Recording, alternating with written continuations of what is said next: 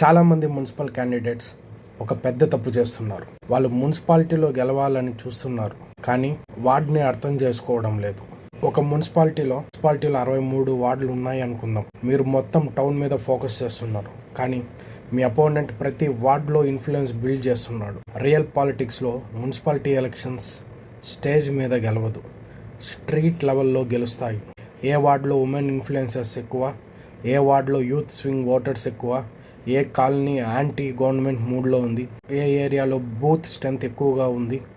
ఈ డేటా లేకుండా క్యాంపెయిన్ చేస్తే మీరు బ్లైండ్గా ఎలక్షన్ రన్ చేస్తున్నట్లే. నేను చూసిన చాలా క్యాండిడేట్స్ ల్యాక్స్ స్పెండ్ చేస్తారు, పోస్టర్స్, ర్యాలీస్, కానీ వార్డ్ వైజ్ స్ట్రాటజీస్ మాత్రం ఉండదు.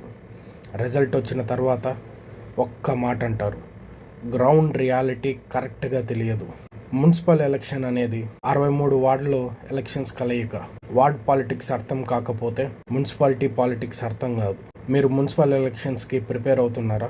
Ward wise strategy, voter mapping, political branding campaign systems కావాలంటే DM ward follow for real political strategies and comment your municipality name. Thank you.